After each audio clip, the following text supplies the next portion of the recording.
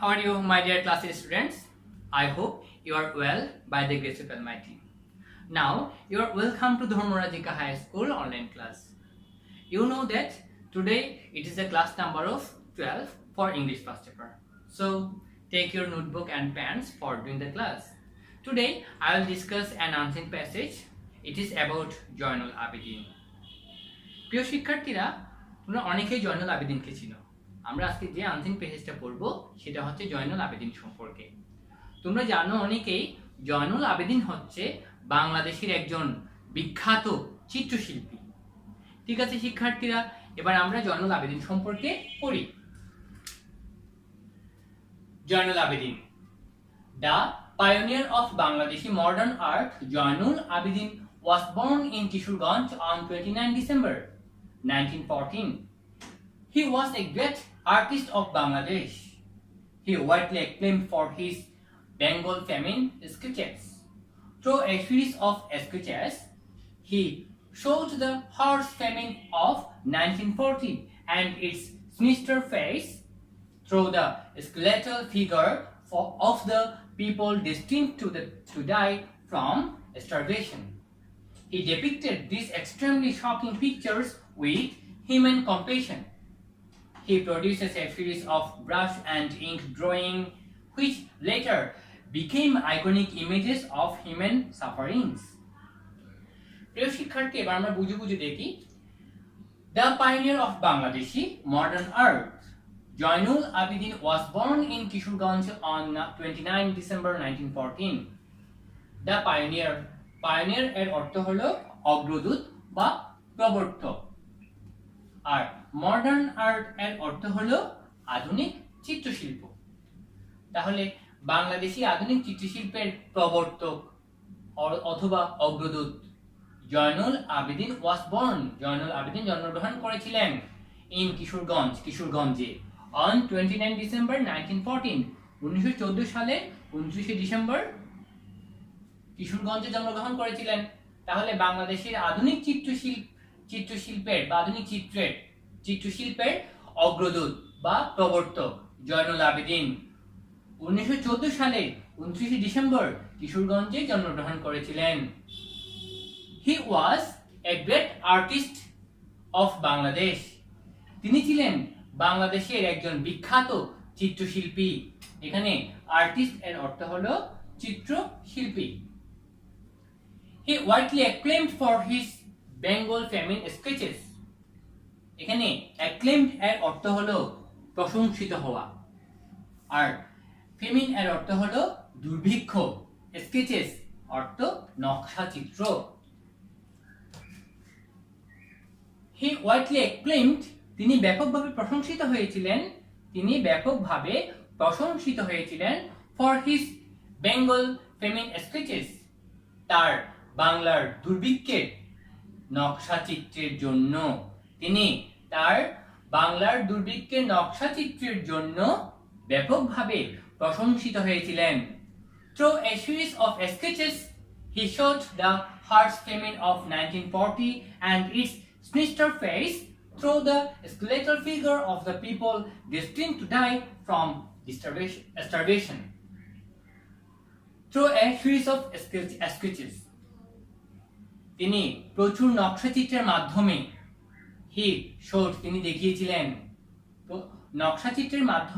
তিনি দেখিয়েছিলেন বা তিনি তুলে ধরেছিলেন দ্য হার্শ ফেমিন অফ 1940, 1940 সালের ভয়াবহ দুর্ভিক্ষকে, and its sinister face, এবং ইহার অশুভ রূপকে। এখানে হার্শ ফেমিন এর অর্থ হলো ভয়াবহ দুর্ভিক্ষ, আর sinister face এর অর্থ হলো অশুভ রূপ বা অশুভ দিক। স্কেলেটাল ফিগার এর অর্থ হলো কঙ্কালসার আকৃতি। ডেস্টিনড এর অর্থ হলো পূর্ব নির্ধারিত। স্টারভেশন এর অর্থ অনাহারে থাকা ও অভুক্ত থাকা। নকশা চিত্রের মাধ্যমে তিনি 1940 সালের ভয়াবহ দুর্ভিক্ষকে তুলে ধরেছিলেন এবং ইহার অশুভ দিক তুলে ধরেছিলেন। Through the skeletal figure of people destined to die from starvation, অনাহারে মারা যাওয়া পূর্ব নির্ধারিত লুব্ধের কঙ্কালসার আকৃতির মাধ্যমে। তিনি কি করেছিলেন? অনাহারে মারা গিয়েছিল, হ্যাঁ, এরকম পূর্ব নির্ধারিত লুব্ধের কঙ্কালসার ছবি তিনি এঁকেছিলেন। আর সেই ছবি আঁকার মাধ্যমে তিনি 1940 সালে যে ভয়াবহ দুর্ভিক্ষ হয়েছিল তার ভয়ঙ্কর রূপ বা তার অশুভ রূপ তিনি তুলে ধরেছিলেন। He depicted these extremely shocking pictures with human compassion. He depicted, এখানে depicted অর্থ হলো ফুটিয়ে তোলা, extremely অর্থ হলো চরমভাবে, shocking pictures মর্মস্পর্শী ছবি, with human compassion এর অর্থ হলো মানব সমবেদনা। তাহলে দেখো, তিনি মানব সমবেদনার সাথে চরমভাবে মর্মস্পর্শী এই ছবিগুলো ফুটিয়ে তুলেছিলেন। তিনি মানব সমবেদনার সাথে চরমভাবে মর্মস্পর্শী এই ছবিগুলো তিনি ফুটিয়ে তুলেছিলেন। He produces a series of brush and ink drawing which later became iconic images of human sufferings. He produces a series of brush and ink drawing. তিনি তুলা এবং কালির চিত্র সৃষ্টি করেছিলেন।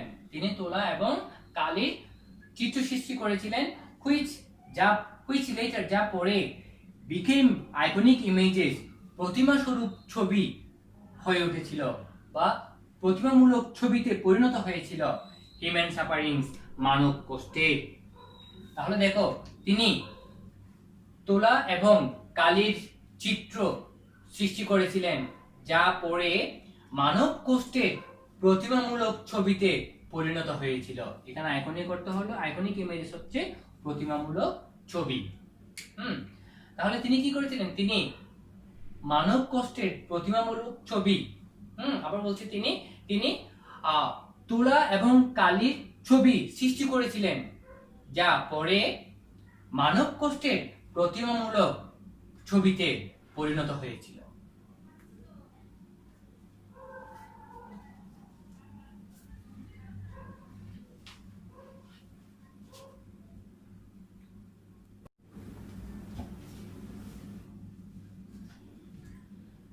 My dear students, এবার আমরা পেজের বাকি অংশটা দেখব। He was graduated from Government Art College and became first class first. He is also considered the founding father of art. For his outstanding talent in art, he is referred to as Shilpacharya. He founded Joynul Abedin Sangrohashala in Mymensingh.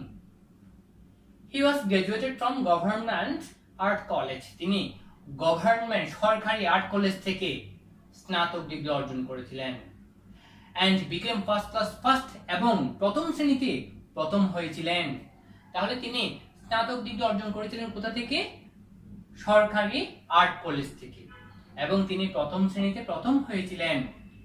He is also considered the founding father of art. এখানে considered অর্থ বিবেচনা করা, ঠিক আছে? He is also considered, তাকে বিবেচনাও করা হয় বা তাকে আখ্যায়িতও করা হয় the founding father of art, প্রতিষ্ঠাতা জনক of art, শিল্প অর্থাৎ চিত্রশিল্পের প্রতিষ্ঠাতা জনক হিসেবে তাকে বিবেচনা করা হয়। তাকে চিত্রশিল্পের প্রতিষ্ঠাতা জনক হিসেবেও বিবেচনা করা হয় বা আখ্যায়িত করা হয়। For his outstanding talent in art, he is referred to as Shilpacharya বা শিল্পাচার্য।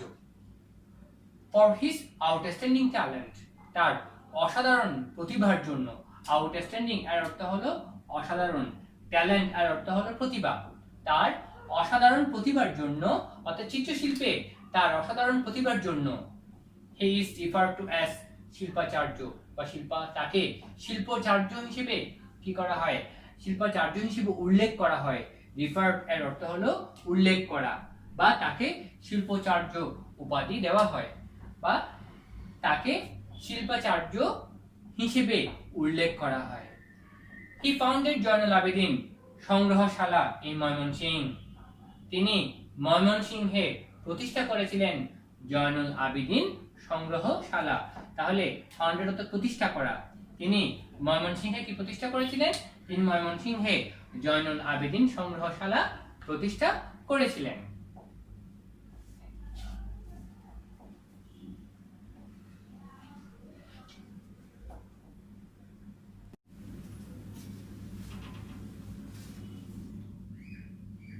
প্রিয় শিক্ষার্থীরা, আশা করি তোমরা সম্পূর্ণ পেজটা ভালো করে বুঝতে পেরেছো। হ্যাঁ, আর তোমরা এই অংশটা কিন্তু বারবার দেখতে থাকবে, তাহলে কিন্তু পেজটা সম্পর্কে তোমাদের আরো ভালো ধারণা হবে।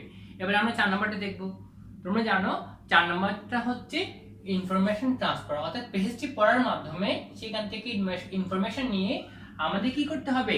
গ্যাপগুলো পূরণ করতে হবে। তাই বলা হচ্ছে complete the following table with the information given in the passage. প্যাসেজের মধ্যে যে ইনফরমেশন বা যে তথ্য দেওয়া আছে সেগুলোর মাধ্যমে বা সেগুলো দিয়ে টেবলগুলোতে যেই গ্যাপটা পূরণ আছে সেই গ্যাপগুলো কি করতে হবে? পূরণ করতে হবে। ওকে, তাহলে এবার আমরা পড়ি। প্রথমে দেখা যাচ্ছে হু, হোয়াট, কে বা কি, ইভেন্টস অর ইনফরমেশন, ঘটনা অথবা তথ্য বা তথ্যাবলী, where and what, where or what, কোথায় অথবা কি, হোয়েন অ্যান্ড হাউ, কখন অথবা কিভাবে। Okay, Zainul Abedin was born কিশোরগঞ্জে জন্মগ্রহণ করেছিলেন। হোয়েন, কখন? 1914 সালে। Okay, the famine broke out 1940 সালে দুর্ভিক্ষ হয়েছিল। কোথায়? ইন বেঙ্গল, বাংলায়। 1940 সালে বাংলায় কি হয়েছিল? দুর্ভিক্ষ হয়েছিল। দেশ ইজ কল্ড শিল্পাচার্য বা শিল্পাচার্য।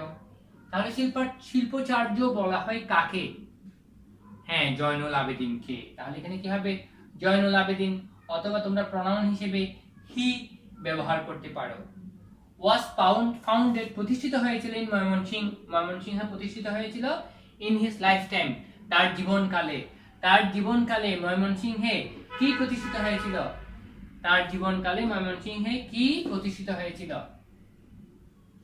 জয়নুল আবেদিন সংগ্রহশালা। কি প্রতিষ্ঠিত হয়েছিল? জয়নুল আবেদিন সংগ্রহশালা। Series of sketches, iconic images nowadays, বর্তমানে প্রতিমা স্বরূপ ছবিতে পরিণত হয়েছে। সিরিজ অফ স্কেচেস অর্থাৎ নকশা চিত্রের সিরিজ কি হয়েছে? এখানে হবে ইভেন্টস অন ইনফরমেশন, তাহলে এখানে ভার্ব বসবে, পরিণত হয়েছে বা বিকেম। এখানে কি হবে? Became. Series of sketches became iconic images nowadays. শিক্ষার্থীরা আশা করি বুঝতে পেরেছো তোমরা, তাহলে আমার সাথে হাতে তোমরাও লিখে নাও, ঠিক আছে? জয়নুল আবেদিন ওয়াজ বর্ন কিশোরগঞ্জ, কখন? 1914 সালে। দ্য ফেমিন ব্রক আউট 1940 সালে। দুর্ভিক্ষ হয়েছিল কোথায়? ইন বেঙ্গল, বাংলায়। ইন বেঙ্গল। দেশ ইজ কল্ড শিল্পাচার্য বলা হয় কাকে? জয়নুল আবেদিনকে। তোমরা এখানে হি ব্যবহার করতে পারো, অথবা জয়নুল আবেদিন নামটাও লিখে দিতে পারো। Abedin, Zainul Abedin was founded in Mymensingh in his lifetime, তার জীবনকালে ময়মনসিংহে কি প্রতিষ্ঠিত হয়েছিল? জয়নুল আবেদিন সংগ্রহশালা। জয়নুল আবেদিন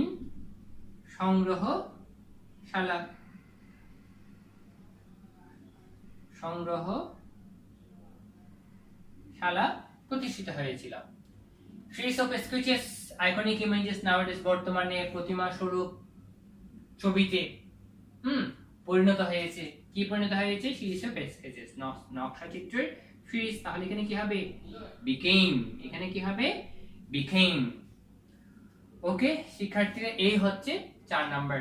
ঠিক আছে, তোমরা তাহলে লিখে নাও আগে।